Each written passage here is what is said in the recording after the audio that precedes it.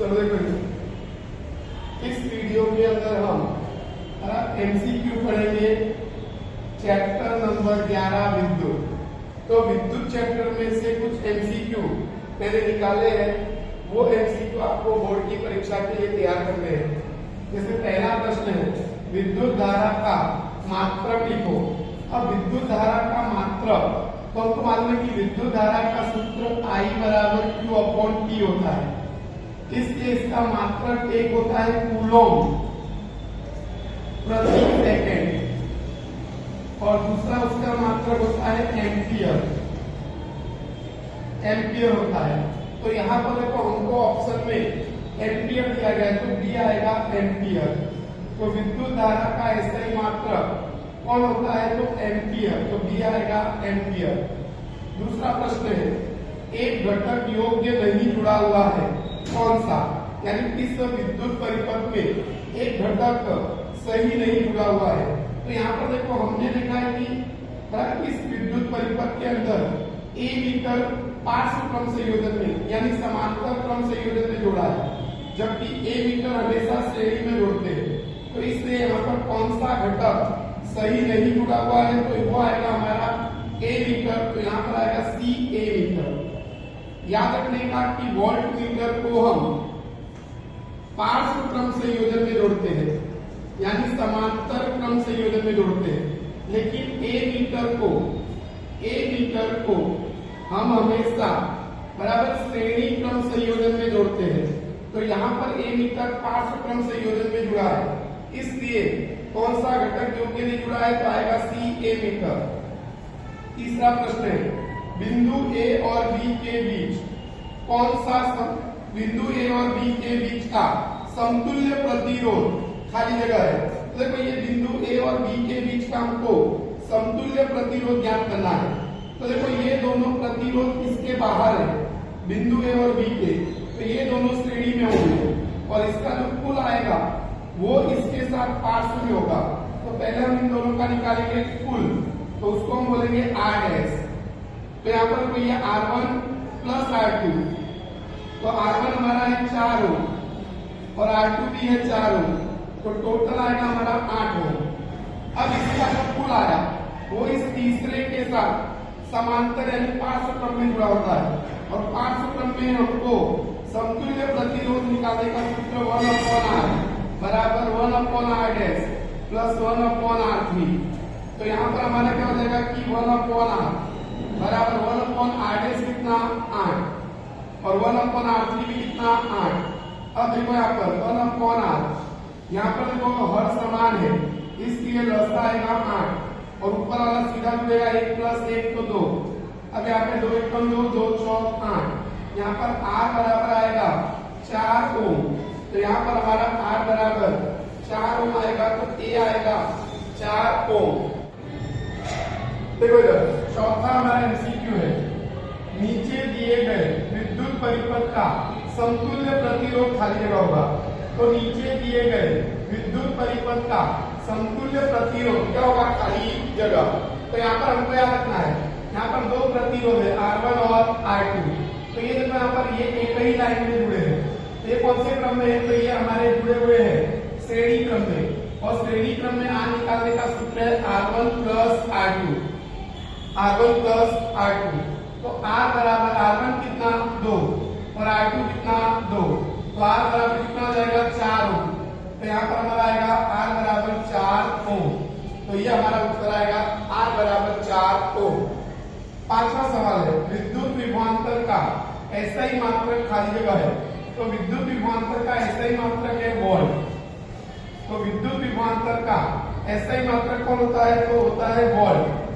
यहाँ पर देखो छठा प्रश्न है, ओम के नियम का सूत्र कौन सा है। तो हमको मालूम है कि ओम का नियम, तो ओम का नियम V बराबर IR, और V बराबर IR होता है। तो यहाँ पर कहीं पर V बराबर IR नहीं दिया है, तो हमको इसमें से किसी एक को सूत्रकर्ता बनाओ। पहले हम बनाते हैं I को, तो V/R हो जाएगा।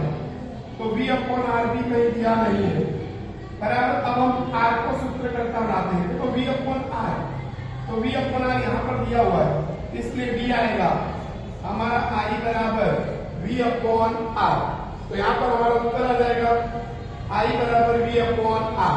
कभी भी ओम का नियम दिया हो और हमको ये वाला सूत्र न मिले विकल्प में, तो हमको पहले I को सूत्रकर्ता बना लेने का, बाद में भी अगर न मिले तो हमको R को सूत्रकर्ता बनाने का। तो V अपॉन I, ये दोनों भी ओम के नियम के सूत्र है।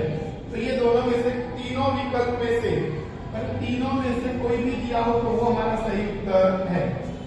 7वां प्रश्न है, 5 ओम प्रतिरोध वाले तार के 5 समान टुकड़े किए जाए और उनको समांतर क्रम में जोड़ा जाए तो समतुल्य प्रतिरोध खाली जगह होगा।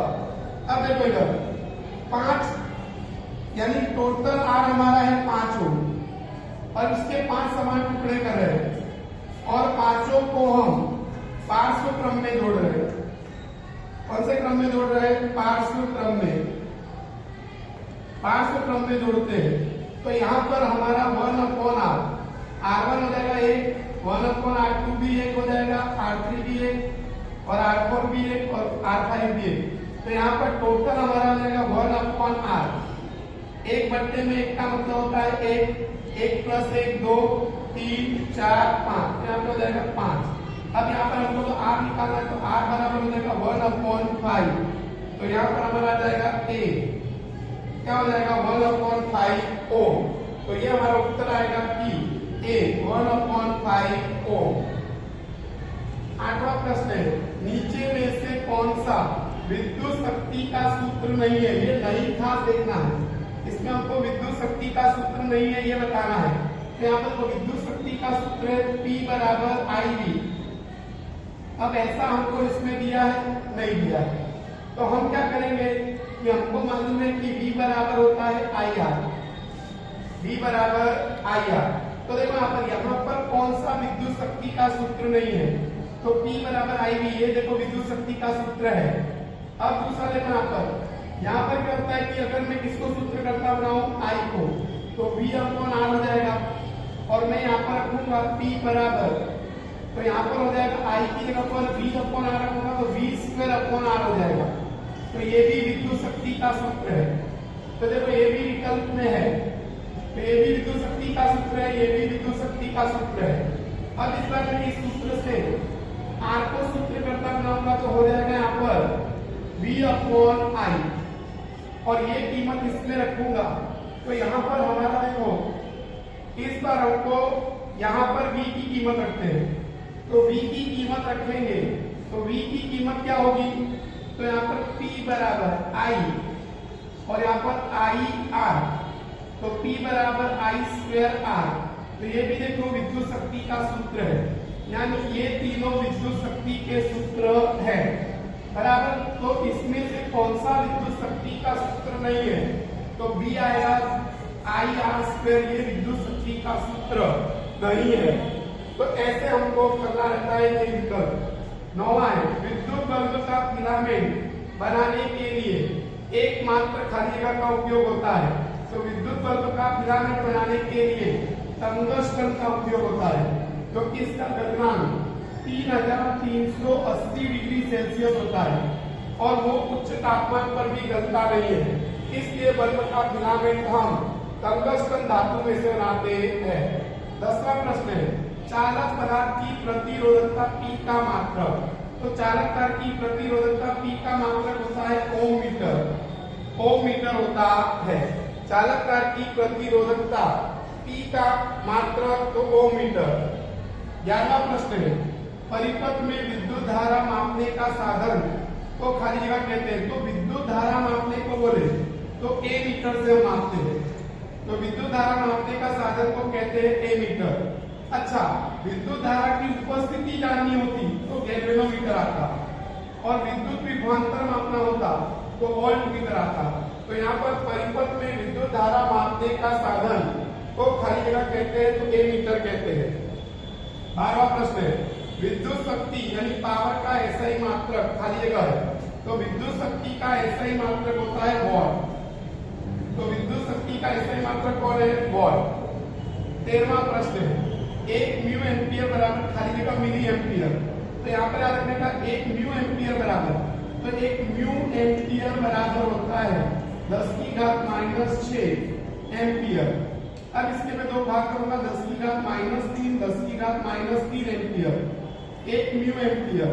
तो यहाँ पर क्या हो जाएगा कि एक म्यू एम्पियर बराबर ये हो जाएगा हमारा मिली एम्पियर, 10⁻³ और ये हो जाएगा मिली एम्पियर।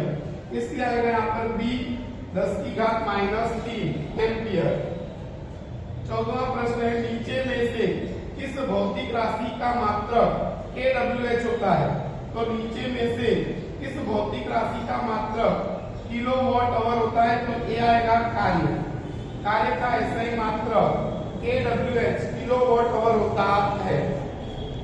15वां प्रश्न है, 1 किलोवाट आवर बराबर खाली जगह जूल, तो 1 किलोवाट आवर बराबर कितने जूल होता है? तो 3.6 × 10⁶ जूल होता है। तो यह आएगा 3.6 × 10⁶ जूल होता है। तो इस प्रकार से ये 11वें चैप्टर विद्युत में से कुछ पूछे गए MCQ है, वो अगर आपको अच्छे लगे तो ज्यादा से ज्यादा विद्यार्थियों को शेयर कीजिए और चैनल को सब्सक्राइब कीजिए, वीडियो को लाइक कीजिए और अच्छे अच्छे कमेंट कीजिए। थैंक यू, धन्यवाद।